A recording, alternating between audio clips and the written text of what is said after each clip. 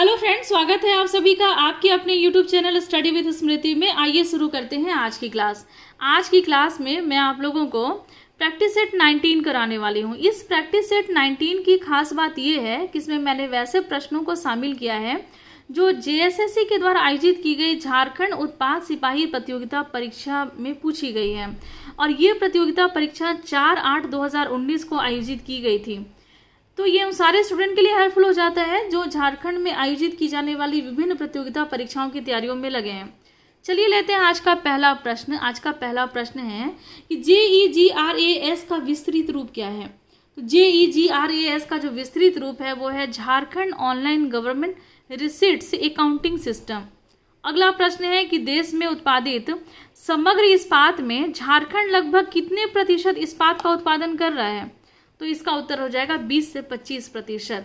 तो देश में जितना भी इस्पात का उत्पादन होता है उसमें झारखंड की जो हिस्सेदारी है वो 20 से 25% की हिस्सेदारी है इस्पात के क्षेत्र में। अगला प्रश्न है कि झारखंड का राजकीय पशु कौन है।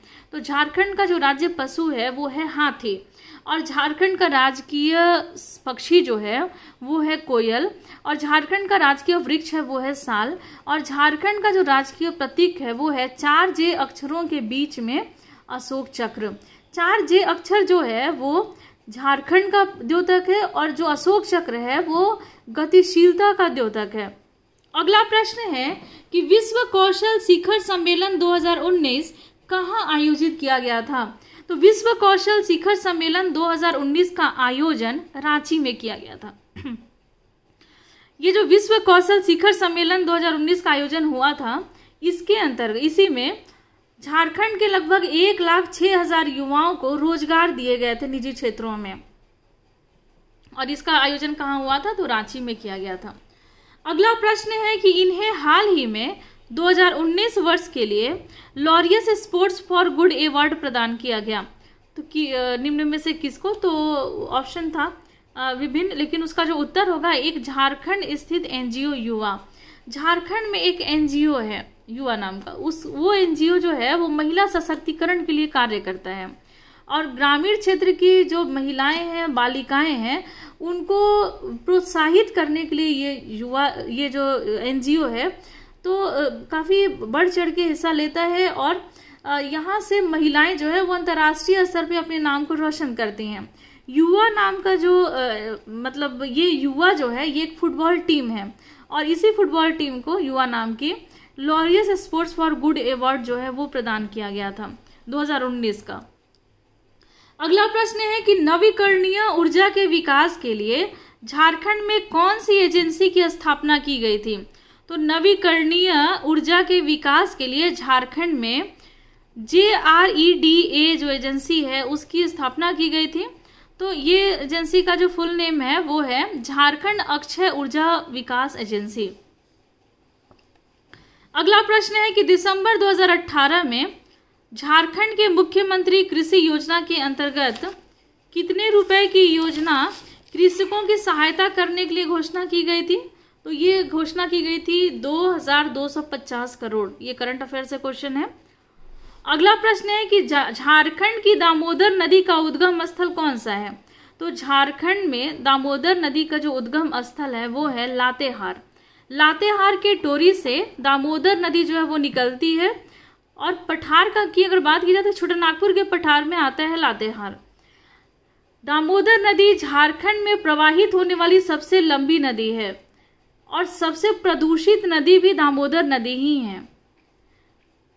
अगला प्रश्न है कि खिलाड़ियों का उनके खेलों के अनुसार बेमेल जोड़े की पहचान करें। तो बिना ऑप्शन का ये संभव नहीं है। तो इसके जो ऑप्शन है ऑप्शन ए है दीपिका कुमारी जो तीरंदाजी से हैं। तो दीपिका कुमारी तीरंदाजी से हैं, ये कथन सत्य है। फिर महेंद्र सिंह धोनी जो क्रिकेट से हैं, ये दूसरा नंबर ऑप्शन है, तो ये भी सही है। ऑप्शन नंबर सी है प्रतिमा कुमारी जो कुश्ती से है। तो प्रतिमा कुमारी कुश्ती से नहीं है, ये ऑप्शन जो है ये गलत है। तो बेमेल जोड़े का पहचान करना है तो यही है, प्रतिमा कुमारी वेट लिफ्टर है, कुश्ती से नहीं है। और जयपाल सिंह मुंडा जो है ये हॉकी से हैं, ठीक है ना। प्रतिमा कुमारी कुश्ती से हैं। और 2002 में मैनचेस्टर कॉमनवेल्थ गेम में इनको डबल गोल्ड मेडल मिला था प्रतिमा कुमारी को। अगला प्रश्न है कि निम्न में से एक ने 2010 में राष्ट्रमंडल खेल में स्वर्ण पदक जीता। ऑप्शन में आपको पढ़ के बता देती हूँ ऑप्शन में क्या क्या था। कि एक तो पहला था ऑप्शन मिसाल बेंजामिन लकड़ा, दूसरा ऑप्शन था दीपिका कुमारी जो इसका राइट आंसर है, तीसरा ऑप्शन है लक्ष्मी पाड़िया और चौथा आंसर है प्रतिमा कुमारी। तो दीपिका कुमारी को 2010 में राष्ट्रमंडल खेलों में स्वर्ण पदक मिला था। अगला प्रश्न है कि देखिए ये कथन है और ये बताना है इस कथन को पढ़ करके कि किस त्योहार में इस तरीके से ये जो परंपरा है वो निभाई जाती है। प्रश्न है निम्न कथन की सहायता से पूर्व पर्व की पहचान करें। इसमें क्या है कि कथन है गांव का पुजारी मिट्टी के 3 पात्र लेता है और उन्हें ताजे पानी से भरता है। अगले दिन सवेरे वह मिट्टी के 3 पात्रों को देखता है, किसमें पानी का स्तर घट गया है। अगर वो जो 3 पात्र भरे रहते हैं उसमें देखा जाता है कि किसमें पानी के स्तर घट गए हैं। यदि पानी का स्तर घट गया है तो वह अकाल की भविष्यवाणी करता है और यदि पानी का स्तर सामान्य रहता है तो उससे उत्तम वर्षा का संकेत मानता है। तो ऐसा किस त्योहार में होता है? तो ये सरहुल त्योहार में होता है। देखिए सरहुल त्योहार से बहुत सारे प्रश्न पूछे जाते हैं। तो सरहुल त्योहार जो है इसमें साल वृक्ष की और उसके फूल की पूजा की जाती है। साल वृक्ष के फूलों की पूजा सरहुल त्योहार में ही होती है और झारखंड में मनाए जाने वाला सबसे ज्यादा लोकप्रिय पर्व यही है सरहुल। अगला प्रश्न है यह पर्व मुख्यतः अविवाहित जनजाति महिलाओं यह पर्व मुख्यतः अविवाहित जनजातीय बालिकाओं के द्वारा और मुख्यतः उत्तम उर्वरता और परिवार के लिए मनाया जाता है। तो इसका उत्तर हो जाएगा जावा। जावा त्योहार जो है वो अविवाहित जनजातीय बालिकाओं के द्वारा उत्तम उर्वरता और परिवार के लिए मनाया जाता है। अगला प्रश्न जो है वो है सरदारी आंदोलन से, ठीक है ना।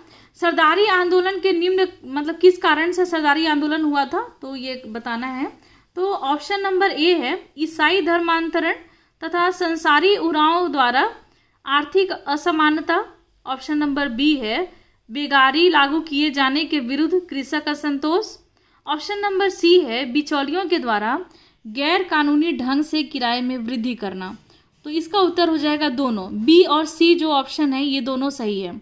ये ऑप्शन नंबर ए नहीं होगा, ऑप्शन नंबर बी और सी होगा। बी में क्या है बेगारी यानी कि बलात् श्रम लागू किए जाने के विरुद्ध कृषक असंतोष था। ये उस समय में अंग्रेजों के खिलाफ ये किया गया आंदोलन था और बिचौलियों के द्वारा गैर कानूनी ढंग से किराए में वृद्धि कर दी गई थी।